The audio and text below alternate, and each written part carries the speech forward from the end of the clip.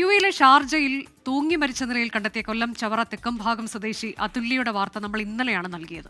ഭർത്താവ് സതീഷിൽ നിന്ന് നേരിട്ടത് കൊടിയ പീഡനമാണ് എന്നത് തെളിയിക്കുന്ന വാർത്തകൾ ഇന്ന് പുറത്തു വന്നു. ക്രൂരമർദ്ദനം അതുല്യ സഹോദരിയോട് വിവരിക്കുന്ന ശബ്ദ സന്ദേശം 24-ന് ലഭിച്ചു. നമ്മൾ ആദ്യം പോകുന്നത് ആ ശബ്ദ സന്ദേശത്തിലേക്കാണ്. ഒന്നുമില്ലെങ്കിൽ 4 നേരം തിന്നാൻ തരുന്നുണ്ടല്ലോടാ, കുഞ്ഞിന്റെ കാര്യങ്ങൾ നോക്കുന്നുണ്ടല്ലോ. ഞാൻ വിചാരിക്കും അതെങ്കിലും നടന്നു പോകുന്നുണ്ടല്ലോ.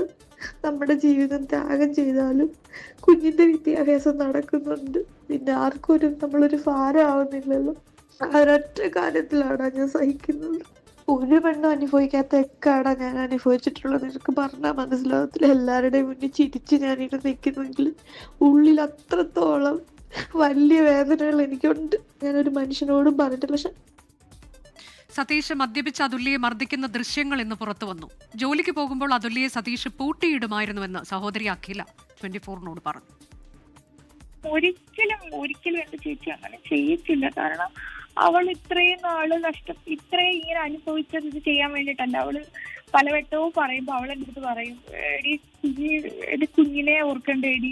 പിന്നെ അത് കുഞ്ഞിന്റെ കാര്യം പറയുന്നെങ്കിലും എനിക്കറിയാം അവളുടെ ഉള്ളിന്റെ പുള്ളിയെ അവൾ അത്രയ്ക്ക് സ്നേഹിക്കുന്നുണ്ട്.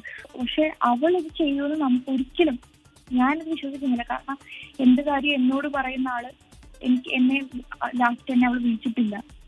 അതുവരെ ഹാപ്പി ആയിട്ട് സംസാരിച്ചുകൊണ്ട് ഇവിടുന്ന് ഹാപ്പി ആയിട്ട് പോയ ആള്, ജോലിക്ക് കയറാൻ അത്രയും സന്തോഷത്തില് കാര്യങ്ങളൊക്കെ പറഞ്ഞ് പോയ ആള് പെട്ടെന്ന് മരിച്ചെന്നൊക്കെ കേൾക്കുമ്പോൾ എങ്ങനെ വിശ്വസിക്കും?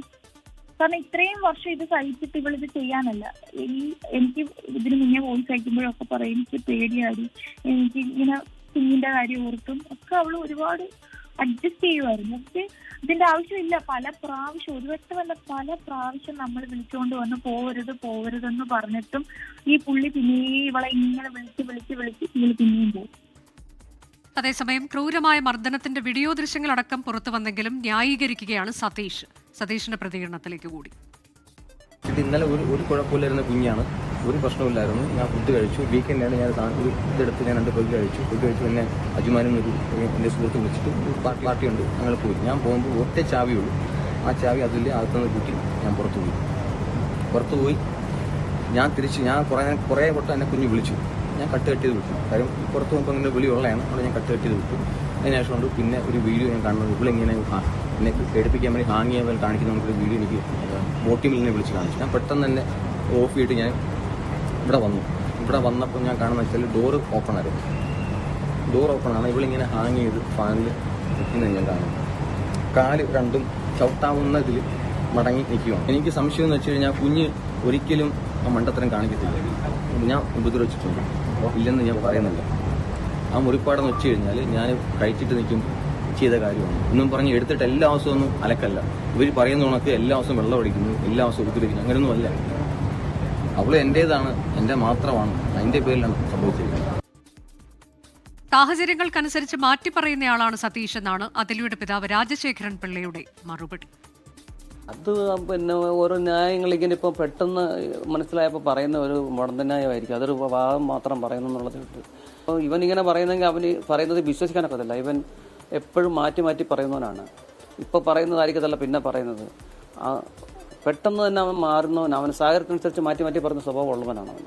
അതിനകത്തൊന്നും നിജസ്ഥിതി ഉണ്ടാവാൻ സാധ്യതയൊന്നുമില്ല എൻ്റെ ഒരു കാഴ്ചപ്പാടിൽ. അവൻ്റെ അവൻ ഉപദ്രവിക്കുന്നതാണ്. അവനിങ്ങനെയുള്ള ഒരു സൈക്കോ ആണല്ലോ. പിന്നെ അത് ഇനി പ്രത്യേകിച്ച് പറയാനെന്തോ. അവനിങ്ങനെ എപ്പോഴും ഇങ്ങനെ ഓരോ പ്രശ്നങ്ങൾ ഉണ്ടാക്കിയിട്ട് പിന്നെ മാപ്പ് പറയും. ഇത് അവൻ്റെ ഒരു ശീലം, അതൊരു രീതിയാണ്. നമ്മുടെ പ്രതിനിധികൾ മനീഷ് മഹിപാൽ, അരുൺ പാറാട്ട് ദുബായിൽ നിന്ന്. ആദ്യം മനീഷ് മഹിപാലിലേക്ക്. മനീഷ്, ഇന്ന് രാവിലെ മുതൽ തന്നെ നമ്മൾ കുടുംബത്തിൻ്റെയൊക്കെ പ്രതികരണം നൽകിക്കൊണ്ടിരിക്കുകയായിരുന്നു. അമ്മയും പിതാവും ഒക്കെ സംസാരിച്ചു നമ്മളോട്. അവരൊക്കെ പറയുന്നത് ഇയാൾ ഉപദ്രവിക്കാറുണ്ട്, ഇയാളിൽ നിന്ന് വിവാഹ നിശ്ചയം കഴിഞ്ഞതിന് ശേഷം മുതൽ തുടങ്ങിയ പീഡനമാണ് എന്നതാണ്. അപ്പോൾ പിന്നെ എന്തിനാണ് ഈ ബന്ധവുമായി മുന്നോട്ട് പോയത് എന്ന് ചോദിക്കുമ്പോൾ അതിന് അവർ നൽകുന്ന മറുപടി പലതവണ ഇത് വേർപെടുത്താനുള്ള ആലോചനകളിലേക്ക് പോയി, വീട്ടിലേക്ക് അതുല്യയെ കൊണ്ടു നിർത്തി. പക്ഷെ അപ്പോൾ തിരികെ പോവുകയായിരുന്നു. ഇയാൾ വന്ന് മാപ്പ് അപേക്ഷിക്കും, അങ്ങനെ തിരികെ പോവുകയായിരുന്നു. ഇവർ പറയുന്നത് കേൾക്കാതെ അതുല്യ തിരികെ പോവുകയായിരുന്നു. ഒരുപക്ഷെ തൻ്റെ കുഞ്ഞിനെ ഓർത്താകാം അതൊക്കെ ചെയ്തത് എന്ന് പറയുകയാണ്. എന്തായാലും തടുക്കാൻ കഴിയാത്തൊരു വിധി അതാണ് അതുല്യയ്ക്കുണ്ടായത്. മനീഷ്, ഇപ്പോൾ എന്താണ് കുടുംബത്തിന്റെ അടുത്ത നീക്കങ്ങൾ? അവർ രാവിലെ മുതൽ തന്നെ ഈ കാര്യത്തിൽ സംസാരിക്കുന്നു. സൈക്കോ ആണ് എന്ന് വരെ പിതാവ് പറഞ്ഞു വെക്കുകയാണ് മകളുടെ ഭർത്താവിനെ കുറിച്ച്. അനുജ, ഇതൊരു ആത്മഹത്യ അല്ല എന്ന കാര്യത്തിൽ ഉറച്ചു നിൽക്കുകയാണ് കുടുംബം. മറ്റെന്താണ് തൻ്റെ മകൾക്ക് സംഭവിച്ചതെന്ന തരത്തിലുള്ള കാര്യങ്ങൾ അന്വേഷിക്കണം. ഇത് സംബന്ധിച്ച് മകളെ കൊലപ്പെടുത്തിയതാണെന്ന് പിതാവ് രാജശേഖരൻ പിള്ള തെക്കുംഭാഗം പോലീസ് സ്റ്റേഷനിൽ നൽകിയ പരാതിയിൽ കൊലക്കുറ്റമടക്കമുള്ള ഗാർഹിക പീഡനം അടക്കമുള്ള വകുപ്പുകൾ ചുമത്തി പോലീസ് കേസെടുത്തിട്ടുണ്ട്. ഇവിടെ മകളെ ഭർത്താവ് സതീഷ് ഉപദ്രവിച്ചിരുന്നു, മാനസികമായി പീഡിപ്പിച്ചിരുന്നു എന്ന് പറയുന്നത് അച്ഛനും അമ്മയും മാത്രമല്ല, നാട്ടുകാരും സുഹൃത്തുക്കളും സഹോദരിയും ഒപ്പം തന്നെ സതീഷിൻ്റെ വീട്ടുകാരും സതീഷിനോട് അടുത്ത് നിൽക്കുന്ന സുഹൃത്തുക്കളും ഒക്കെ തന്നെ വർഷങ്ങൾ, അതായത് 17ാമത്തെ വയസ്സിൽ പ്രായപൂർത്തിയാകുന്നതിന് മുൻപ് തന്നെ വിവാഹ നിശ്ചയം കഴിഞ്ഞ് അതിനുശേഷം 18 19 വയസ്സിൽ വിവാഹം കഴിഞ്ഞ് മരണം വരെയും ഇയാളുടെ കൊടിയ പീഡനം അനുഭവിച്ചു എന്ന കാര്യങ്ങൾ പറയുന്നത് നാട്ടുകാരും വീട്ടുകാരും ബന്ധുക്കാരും എല്ലാവരുമാണ്. എല്ലാവർക്കും ഇത് അറിയാവുന്ന വിഷയമാണ്. ഇത് സംബന്ധിച്ച് തെളിവുകളും നിലവിൽ പുറത്തു വന്നിട്ടുണ്ട്. നമ്മൾ നിലവിൽ സംപ്രേഷണം ചെയ്ത പുറത്തുവിട്ട ശബ്ദശകലങ്ങൾ, ദൃശ്യങ്ങൾ, വാട്സപ്പ് ചാറ്റുകളൊക്കെ തന്നെ ഇത് തെളിയിക്കുന്നതാണ്. പക്ഷേ ഈ വീട്ടുകാർ ഇത് സംബന്ധിച്ച് അവർ പറയുന്ന ഒരു വിശദീകരണം, മകൾക്ക് ഈ ഭർത്താവിനോടുള്ള സ്നേഹം, മകളോടുള്ള കരുതൽ, ഇതൊക്കെ കൊണ്ടാണ് വിവാഹമോചനത്തിൻ്റെ വക്കിൽ വരെ എത്തിയിട്ടും കൗൺസിലിംഗ് 2 തവണ കഴിഞ്ഞിട്ടും വീണ്ടും അത് പിൻവലിച്ചുകൊണ്ട് ഭർത്താവിനോടൊപ്പം തന്നെ വിദേശത്ത് താമസിക്കാം, ഒരുമിച്ച് ആ ജീവിതം മുന്നോട്ട് കൊണ്ടുപോകാമെന്ന് തീരുമാനിച്ചത് ഭർത്താവ് ഒരിക്കലെങ്കിലും തിരുത്തിക്കൊണ്ട് മുന്നോട്ട് വരും, തൻ്റെ ജീവിതം സാധാരണഗതിയിലേക്ക് എത്തും എന്ന മകളുടെ ആഗ്രഹം, അങ്ങനെ ഒരു ആഗ്രഹം ഉണ്ടായതുകൊണ്ടാണ് പിന്നീട് ആ ബന്ധം തുടർന്നു പോകുന്നത് എന്നാണ് അച്ഛനും അമ്മയും ബന്ധുക്കളുമൊക്കെ തന്നെ പറയുന്നത്. അങ്ങനെ സഹിച്ചും ക്ഷമിച്ചും മകൾ അതുല്യ നിൽക്കുകയായിരുന്നു. പക്ഷേ ഇപ്പോൾ ഒടുവിലായി വരുന്ന സതീഷിൻ്റെ പ്രതികരണങ്ങളൊന്നും സാമാന്യ യുക്തിക്ക് നിരക്കാത്ത കാര്യങ്ങളാണ്. അതായത് കൊലപാതകമാണെന്നാണ് താനും വിശ്വസിക്കുന്നത്, തന്നെ ആണ് അതുല്യ ഉപദ്രവിച്ചു കൊണ്ടിരുന്നത്. ഒപ്പം തന്നെ ഇത് കൊലപാതകമാകാൻ സംശയിക്കാൻ ഇടയാക്കി കുറേ കാര്യങ്ങളെ സംബന്ധിച്ചൊക്കെ തന്നെ ഇയാൾ വിശദീകരിക്കുന്നുണ്ട്. ഈ ഫ്ലാറ്റിൽ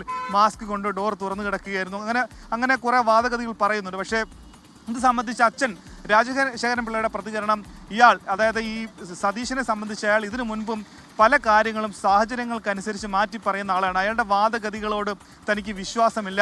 ഒപ്പം തന്നെ തൻ്റെ മകളെ മോശമായി ചിത്രീകരിക്കാൻ വേണ്ടി തെറ്റായ ചില കാര്യങ്ങൾ കൂടി ഇയാൾ പറയുന്നുണ്ട്. പക്ഷേ ഭർത്താവ് സതീഷ് അറിയാത്ത ഒരു കാര്യവും അതുല്യയുടെ ജീവിതത്തിൽ ഇതുവരെയും ഉണ്ടായിട്ടില്ല എന്ന് അച്ഛനും വീട്ടുകാരും ബന്ധുക്കളും ഒക്കെ തന്നെ ആണയിട്ട് പറയുന്നുണ്ട്. ഇത് സംബന്ധിച്ച് പക്ഷേ നിജസ്ഥിതി അറിയാൻ വേണ്ടി അന്വേഷിക്കുന്നത് 2 തരത്തിലുള്ള അന്വേഷണം. ഒന്ന് UAE ഷാർജ പോലീസും ഒപ്പം തന്നെ കേരളത്തിലാണെങ്കിൽ അത് തെക്കുംഭാഗം പോലീസും അന്വേഷിക്കുന്നുണ്ട്. എന്താണ് സംഭവിച്ചത്, അതുല്യയ്ക്ക് എന്താണ് സംഭവിച്ചത്, ഇയാൾ കൊലപ്പെടുത്തിയതാണോ, ഇനി മറ്റാരെങ്കിലും അപായപ്പെടുത്തിയതാണോ, സ്വന്തമായി ജീവൻ ഒടുക്കിയതാണോ, ഇനി ജീവൻ ഒടുക്കിയതാണെങ്കിൽ തന്നെ അതിൽ ആത്മഹത്യാ പ്രേരണയ്ക്ക് വേണ്ടി ഭർത്താവ് നൽകിയിട്ടുള്ള ഘടകങ്ങൾ, അയാളുടെ പെരുമാറ്റം എങ്ങനെയൊക്കെ ആയിരിക്കാം എന്ന കാര്യമൊക്കെ തന്നെ അന്വേഷിക്കേണ്ടതുണ്ട്. എന്താണെങ്കിലും ഒരു കാര്യം ഉറപ്പാണ്, ഇയാൾക്ക് മാനസികമായിട്ടുള്ള പ്രശ്നങ്ങൾ, അതായത് മാനസിക വൈകൃതമുള്ള ആളാണ്, മദ്യപാനം സ്ഥിരമായ ശീലമുള്ള ആളാണ്, മദ്യപിക്കുമ്പോഴൊക്കെ തന്നെ മനുഷ്യനല്ലാത്തൊരു വ്യക്തിയായി മാറുന്ന ആളാണെന്നൊക്കെ തന്നെ എല്ലാവരും പറയുന്നുണ്ട്. ഒരാൾ 1 2 പേരുകൾ മാത്രം പറയുന്ന ഒരു കാര്യമല്ല. അങ്ങനെയുള്ള ആളിൽ നിന്നും ഭാര്യയ്ക്ക് ഉണ്ടായിരിക്കുന്നത് എന്താണെങ്കിലും തിക്ത അനുഭവങ്ങൾ തന്നെയാണ് എന്ന കാര്യം ഉറപ്പ് തന്നെയാണ് അനുജ. അതാണ് മനീഷ്, ഇയാൾ സൈക്കോ ആണ്, മദ്യപനാണ്, ഇത്തരത്തിലേക്ക് സംശയരോഗമുണ്ടായിരുന്നു എന്നൊക്കെ പറയുകയാണ്. വീട്ടിൽ പൂട്ടിയിട്ടിട്ടാണ് ജോലിക്ക് ഇയാൾ പോയിക്കൊണ്ടിരുന്നത്. ഒരു പുതിയ ജോലിയിൽ പ്രവേശിക്കാനിരിക്കെയാണ് ഇങ്ങനെ മരണമുണ്ടായത്, ജന്മദിനമായിരുന്നു. ഇങ്ങനെ കുറേ കാര്യങ്ങളൊക്കെ പുറത്തു വരുമ്പോൾ ഈ വീട്ടുകാർ ഇപ്പം എല്ലാവരും ചോദിക്കുന്നൊരു ചോദ്യമുണ്ട്, ഇത്രയും അറിയാമായിട്ടും എന്തിനാണ് ഈ പെൺകുട്ടിയെ ഇയാൾക്കൊപ്പം വീണ്ടും നിർത്തിയത്, താമസിക്കാൻ അനുവദിച്ചത് എന്നത്. അതിന് വീട്ടുകാർ പറയുന്ന മറുപടി, തങ്ങൾ വിവാഹമോചനത്തെക്കുറിച്ച് സംസാരിക്കുകയും അതിൻ്റെ വക്കിൽ വരെ എത്തിയതുമാണ്. പക്ഷേ ഈ പെൺകുട്ടിയുടെ ഒരൊറ്റ നിർബന്ധത്തിന് വഴങ്ങി അതിനവർക്കും വഴങ്ങേണ്ടി വന്നു എന്ന് തന്നെയാണോ അവരുടെ മറുപടി മനീഷ്?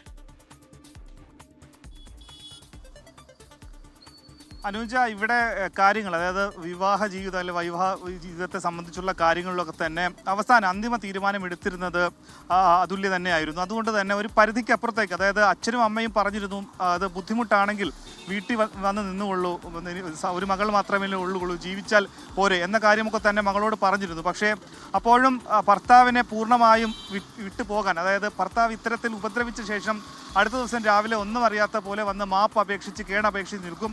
അപ്പോൾ മകൾക്ക് വലിയ രീതിയിൽ മനസ്സലിവുണ്ടാകും. പിന്നീട് അവർ സാധാരണ രീതിയിൽ മുന്നോട്ട് പോകും. അടുത്ത ദിവസം വീണ്ടും മദ്യപിക്കും, എന്തെങ്കിലും വിഷയം ഉന്നയിക്കും. ഏറ്റവും ഒടുവിലായി ഇവർ തമ്മിലുണ്ടാകാനുള്ള തർക്കത്തിൻ്റെ കാരണം സംബന്ധിച്ച് വീട്ടുകാർ സംശയിക്കുന്നത് കഴിഞ്ഞ ശനിയാഴ്ച, അതായത് പിറന്നാൾ ദിവസമായ ഇന്നലെ ഒരു ജോലി കിട്ടിയിരുന്നു, ഒരു ജോലി തരപ്പെട്ട അതിൻ്റെ ഓർഡർ ലഭിച്ചു, അതിൻ്റെ യൂണിഫോം അടക്കം ലഭിച്ചിരുന്നു. അങ്ങനെ അതിന് ജോലിക്ക് പോകാൻ വേണ്ടി തയ്യാറെടുക്കുന്ന ഘട്ടത്തിലാണ് ഭർത്താവ് അതിന് പോകണ്ട, അങ്ങനെ വിലക്ക് ഏർപ്പെടുത്തുന്നത്. അത് സംബന്ധിച്ചുള്ള തർക്കത്തിൻ്റെ പേരിലാകാം ഒരു പക്ഷേ ഇങ്ങനെ ഒരു അപകടം അല്ലെങ്കിൽ ഇങ്ങനെ ഒരു കൊലപാതകമോ അല്ലെങ്കിൽ ആത്മഹത്യ ഉണ്ടാകാനുള്ള സാധ്യത വീട്ടുകാർ കാണുന്നത്.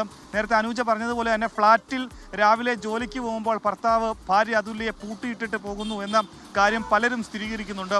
ഒപ്പം തന്നെ ആൺസുഹൃത്തുക്കളോട് മാത്രമല്ല പെൺസുഹൃത്തുക്കളോട് പോലും ഫോണിലോ നേരിട്ടോ ബന്ധപ്പെടാൻ പാടില്ല. നാട്ടിലെത്തിയാൽ തന്നെ വല്ലപ്പോഴും വർഷത്തിലൊരിക്കൽ 1-2 മാസമൊക്കെ തന്നെ നാട്ടിലെത്തിയാൽ തന്നെ എന്തെങ്കിലും ഒരു പൊതുചടങ്ങിലോ സമൂഹത്തിൽ എന്തെങ്കിലും ഒരു പരിപാടിയിലോ ഒന്നും പോകാൻ ഭർത്താവ് അനുവദിച്ചിരുന്നില്ല.